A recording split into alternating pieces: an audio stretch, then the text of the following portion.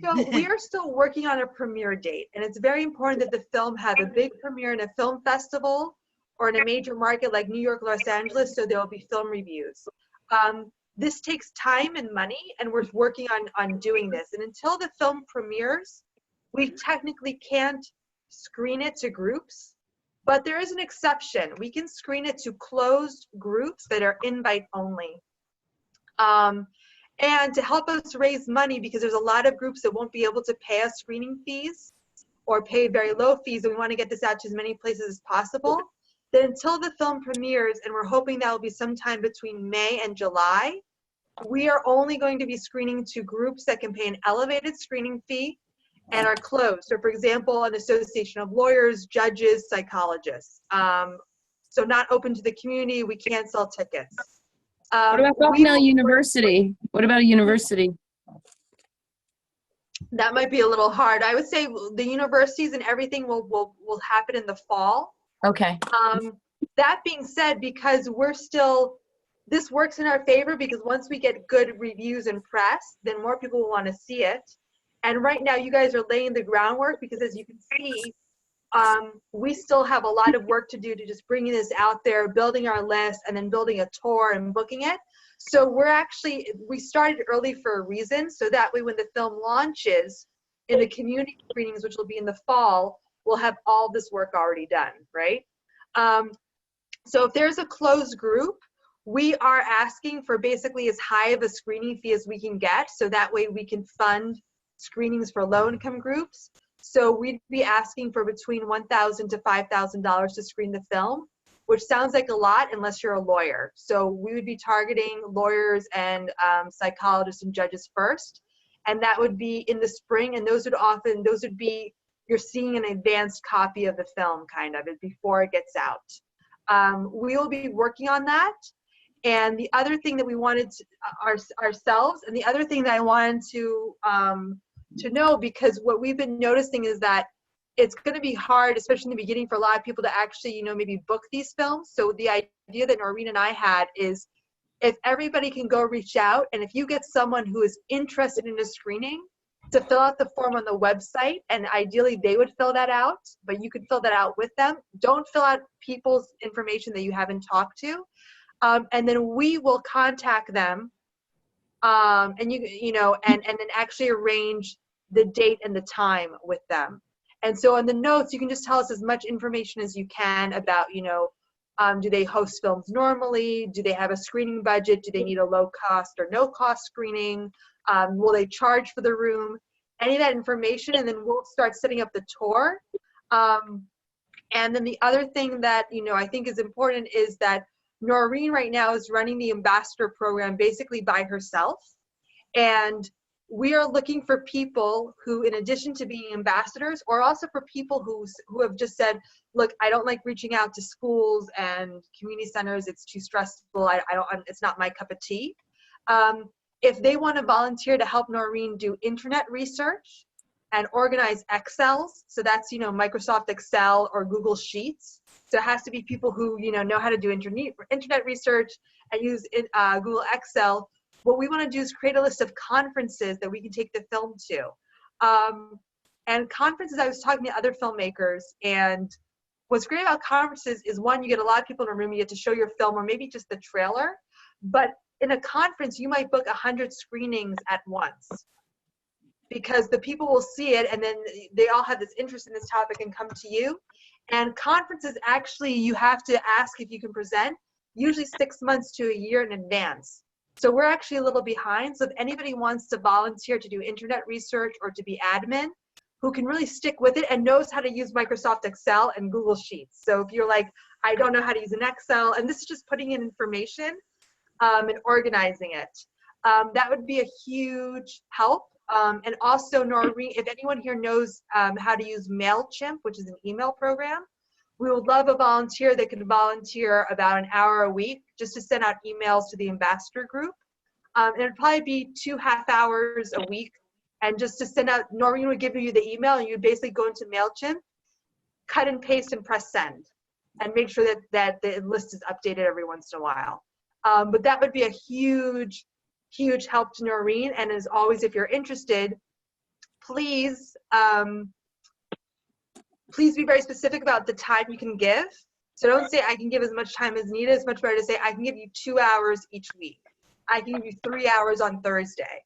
And that will help coordinate, because right now we have 200 people sign up to be ambassadors. A lot of people have questions, and Noreen really needs to focus on answering those questions and also getting us into conferences. So if there's some people who want to step up and just give a few hours a week with the admin, that would be a huge, huge help. That'd be so great.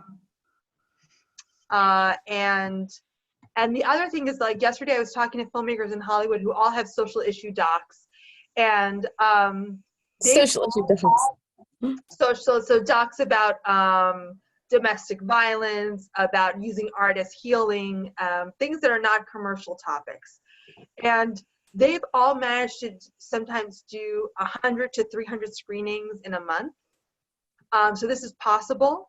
They've all said to me that it involves a lot of work. There's a lot of, guidance you need to give people. They all have their versions of ambassadors.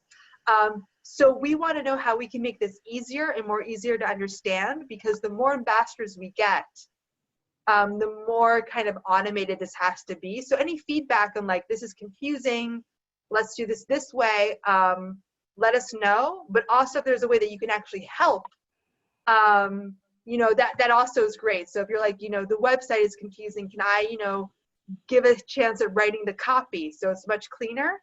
That's super helpful to us. But we know we're learning this as we go. This is the first film I've distributed in this way. So there's a lot to learn. But what was interesting in talking to one filmmaker, because when we were talking about the elevated screening fee, and I was thinking $1,000, I'm like, well, that sounds like a lot. And one filmmaker told me that her minimum was $3,000, and she did 100 of them. And it's a film that, I haven't heard of. No one's probably ever heard of. But it's just, these groups then can use this as a festival for their film, or and also one thing that we want to work on, and this is why we want you guys to just fill out the information, is that let's say we see 4 schools are interested in screening this in Boston. Just to give you an example. What we would do is then work with them to set up one date, so the film and the experts are there for 1 day or 2 days, and this will save travel costs for everybody, also time. So myself and other experts aren't flying around the country, but that will do. So you guys don't have to worry about the dates, the logistics. Ginger, just as someone who booked assemblies for an elementary school, I think $1,000 is too cheap. I think you should do the $3,000 minimum, especially if this is going out first for these attorneys. Man, they pay that for lunch. That's why, there's going to be different groups. There's going to be some groups who will not be able to pay a dime. And there's some groups like attorneys where you're right. That's, an attorney charges $500 an hour. You have an association of 100 attorneys.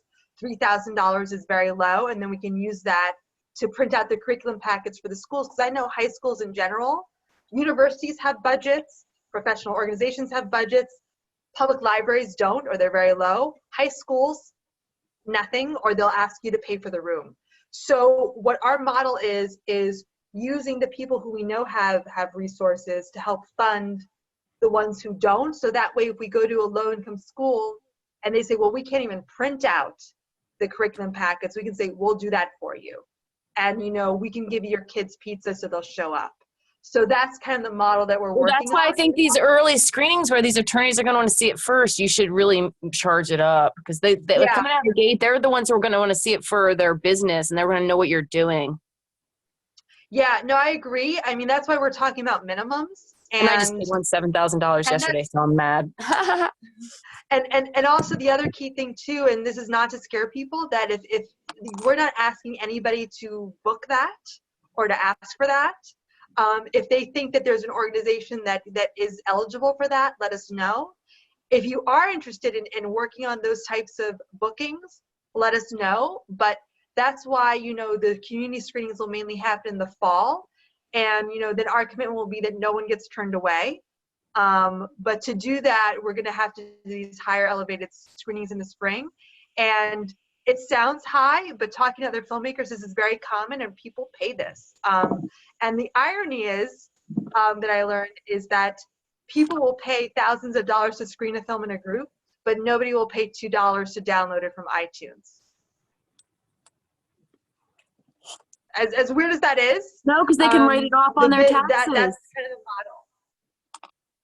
the model. Yeah. So are there any questions about that? Because I know it's getting late. So are there, and can are I there get a bunch of attorney groups out here, and can I do screens for like 10,000? Am I allowed to charge these attorneys 10,000? Because if I want to, I was in inside sales, and I'm angry. What if I go to Chester County and I get all these attorneys groups, and I'm going in front of a lot of these politicians who want to know this stuff? Like, how much can I charge them without gouging them? Or can we do racketeering? I like your attitude, and I think, you know. I work for AIG, sorry. I think, you know, it's kind of up to you, and in that case, I would ask, well, what do you normally pay for screenings? I think 5,000 would be nice. I think 5,000 is a good place to start with them. Okay, thank you. Because I'm in a wealthy area. You can always go down, and then you can say. Yes, you can always go down. That's what I'm telling everybody. You can always go down. Yeah, especially with attorneys. I'm just saying. Yeah, no, well, attorneys have money, so like that's. And they have to pay for all their free classes anyway. So let's take that money and then turn that into screenings for high school students. That's the idea with this. Perfect. And I think also for if anyone is like, okay, I'm not digging, like, you know, reaching out to schools, printing out brochures, leaving them in places, that's great. When there's a screening in your area, bringing 10 friends to the screening will be a great help. And also, you know, helping with the research and admin. That is such vital work. And, you know, we should have a list of every mommy blogger, daddy blogger, fatherhood initiative, divorce initiative, single mom, single dad, family, blah, blah, blah, conference that's going on in the US in the next 2 years. And to do that, we need help. So if anybody's interested, please send an email to Noreen with very clear how many hours a week you can help and what your skill set is. But, you know, if 5 people said you know, that they would help with the research, we could have that list done in a week. Because there's a finite number of conferences, and it has to be like less than 500. So. See, and I'm even wondering about like the Americans with Disabilities, because since I have this mental illness, that's why I'm not in my kid's life, you know? So does anyone care that I'm mentally ill and can't, you know what I mean? Like, I'm just thinking of the ACLU or the Southern Poverty Law Center. I mean, I guess you've thought of that already. Those are all great ideas. You gotta know people in them, and they got so much going on. Yeah, there's so much going on in the world. I get it. Yeah. How about or the PPA? Not PTA. What's the PPA? PTAs, yes. PTAs. Yes. So what I would love if anybody has a contact with the national PTA organization, to talk to them first. But I think that locally your PTA is a great place to start, because someone said to me the other day, PTAs have money because they're always doing fundraisers. And what you want to do is you want to target the Assembly's budget coordinator, because I had the 7th thing down. The PTA gives the money over to the Assembly's budget coordinator. If you send a letter to every elementary and high school, they'll put it right to the Assembly, and they have to fill, you know, 5 assemblies a year, and 1 is always a film. That's a great idea. You think send a letter? Yeah, Assembly coordinators, I get letters from all the different assemblies, whether it's a play, a short, Franklin Institute. Yeah, because schools book assemblies and have budgets for assemblies. Yeah. And you're gonna, don't forget the private schools. Private schools have a bigger budget too with booking assemblies. They might not be as many kids, but you also have a lot of probably influential people that are in those communities that, you know, right. if you're showing there. Right. Well, this is why it's so important to start thinking about in your community, who do you have a contact with? Because it's, and listening to the people talking here, when there's someone that you have that's a friend that you can go with. So even if like, so, you know, start playing, you know, like kind of 6 degrees of separation and being like, okay, well, I'm not in the PTA, but the person who I play, you know, poker with on Tuesday nights, he's in the PTA, right? And then you can talk to him about going in together with the film, or asking him who to contact. And those are the great places to start, because once you get those 1 or 2 yeses, it just becomes easier. And And like I said, for now, don't worry about the costs about it. If someone's interested, just don't say what the cost is and just say like, do you normally have a budget for this? And if they say, yes, we do, ask them what it is, put it in there. If they say, no, we don't, we never have money, put that in there, and then we'll handle that Right. if you need help. So we just basically, I mean, think about it from our end. How do we develop a list of even where to call and even where there's interest? And that's what you guys are spearheading right now, is finding out that interest. In this way, you know, ideally, it's February 12th. March 7th, I'm going to South by Southwest Conference. And if I can tell people, hey, we have 50 schools or 50 churches or 50 whatever who want to show the film, that's a very impressive number to people. Yes. But the trick is I have to then be able to back it up, because if they ask me for a list, I can't say, oh, well, it's just people who are talking and who said that maybe they would, you know, I need to be able to say, these are the list of places interested. Just like when we went to the AFCC conference and 110 lawyers and judges signed up to show the film, they didn't sign a contract, they didn't give us a deposit. But if anyone says, well, if I say 110 people and they say, really who? I can say, here's the Excel with all of their names and contact information. And I also have this sheet that they actually signed.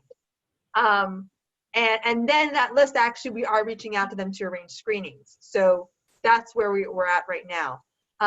Any more questions about the plan, thoughts? This is the time, because I want to try to wrap this up in 5 minutes. Because I know for the East Coast people, it's getting super late.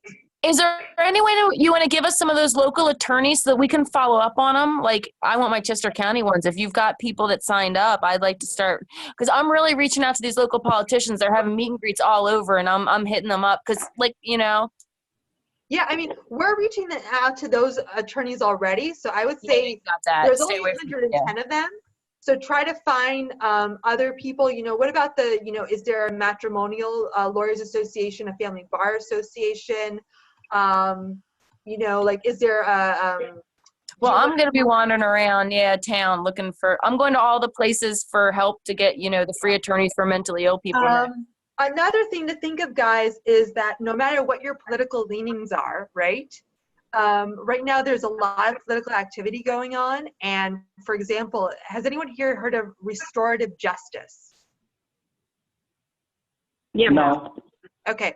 So restorative justice is a system that says instead of punishing people who have done wrong, we should help heal the community, and they should pay, you know, they should right the wrong that they did, and not necessarily through jail or a fine, or in school not being suspended. So maybe it's asking for an apology, or like if you graffiti the school wall, you should paint the wall as opposed to being suspended.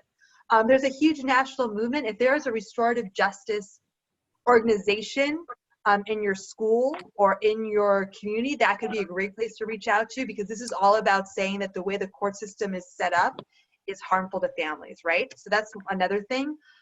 Anything about like criminal justice reform, this is a side issue, and the film talks about how people go to jail because of family court. So there's an inroads there. You know, organizations like Black Lives Matter. We talk about a killing of a man in the film who was Black, and the backstory had to do with family court. You know, disabilities, so mental illness, because while in the film we don't talk about that a lot of parents who do this have a personality disorder. It's definitely implied in the film. So this could be something also about help. So reaching out to these groups, you know, even if you don't align with these groups, like for example, I'm reaching out to a lot of churches right now. Everybody who knows me knows I'm not a church-going person at all. But they have these divorced and separated ministries, and I think this would be a great place to show the film. So you don't have to necessarily be aligned with people, you just have to go with an open mind. And there are people who are often looking for content and looking for ways to talk about issues in a new way. So I just want to throw that out there. And also, they also have regular meetings where it's very easy to show a film, because they already have people who are showing up. And I just wanted to add in, you know, with the looking at, like, say, the National PTA, National Girl Scouts, for example, we can't get there until we get a couple screenings at the local level. That's true, Then the yeah. local group, what they'll do is they'll share with the national organization what they've done within their own community. So the national organization is looking for some neat things that are happening and important, innovative work that's happening in their different chapters. So while our natural inclination is to say, oh, let's just go to the national PTA, really what we need to do strategically is start at those small groups and then let them communicate then to their state PTA. The state then communicates to the national level. So it's that snowball effect that we get to grow the audience and the screening and the output.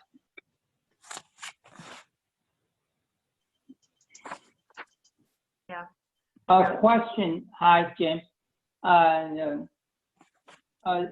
There's a password, and can we have the password to log in?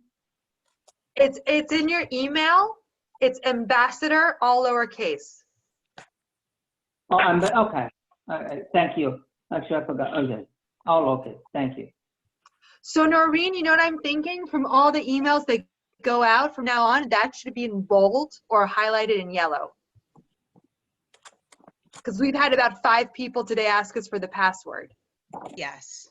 So that's something that needs to be clarified. So if someone can step forward to help Noreen with the MailChimp, and that would be a simple change to make, that it's like bigger and bolder, because I think literally today 5 people said, what's the password?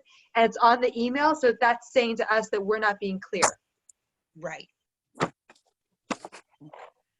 All right, good. I'm looking for that mail. Actually, I'm thinking about taking the role of the administrator, but I need to talk with somebody and give me the detail what's the work.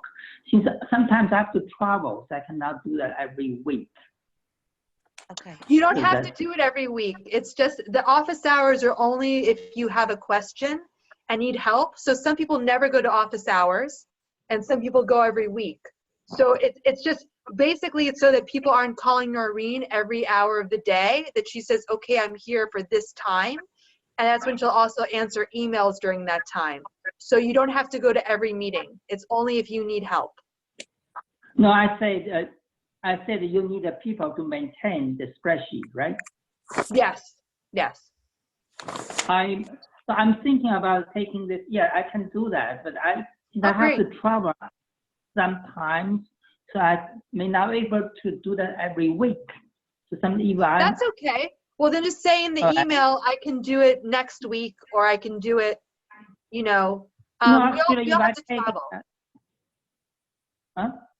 It's okay if you have to travel. Just let us know. Okay.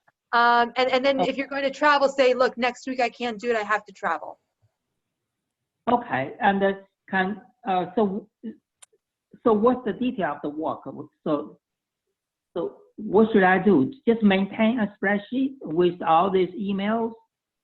A phone number? Well, if you're interested in this, email Noreen at ambassador@erasingfamily.org and say that you're interested in doing the spreadsheets. And Noreen, correct me if I'm wrong, you'll tell Ming what to do, right? Yeah, that's exactly Okay. what I'm doing. Just, yeah, you send me an email and we'll sort through it.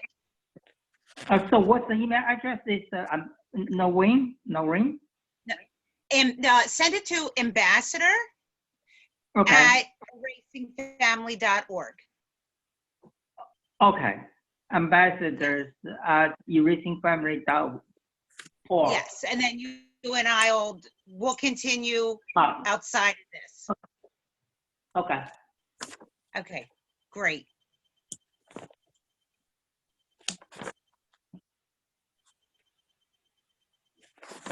Other questions? Any topics or talk points that? I have one other thing. I was this weekend filming some Erased Parents with Mary Kate, who I brought up to Boston and introduced you to. She's a Penn State film student, and she picked me to do a biopic that's due in a couple of weeks. But for a senior thesis, she really wants to promote doing some video advocacy and maybe encouraging others to pick an erased parent and do some filming to reintroduce them to a child they were erased from. So she was really excited, Noreen. So maybe me, you, and Mary Kate can talk later the week or something. That sounds good. We'll take that Awesome. conversation as well. And she'll Yeah. help us at Penn State get to the radio show and stuff. Okay. Beautiful.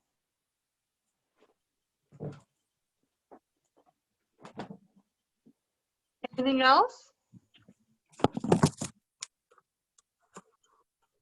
And as always, once we hang up, if there are any additional thoughts or questions, just shoot us that email. Well, thanks got- everything, and congratulations on your good review, Ginger, on the film. Oh, thank you. Have a great night. I'm out.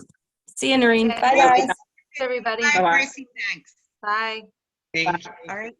3 weeks to 50. Yes. We got this.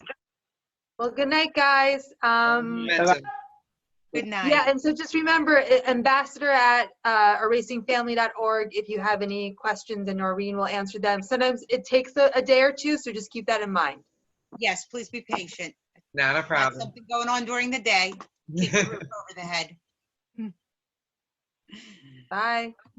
Bye. All right, Good night, have a good night. everybody. Thank Have a you good for night. all Can you you end do. this, Noreen? What's that? Can you end this? I don't know how to end the call. Yeah. Can you do that? Oh, yes, okay. Good night, Okay. everybody. Good night. Bye. Good night.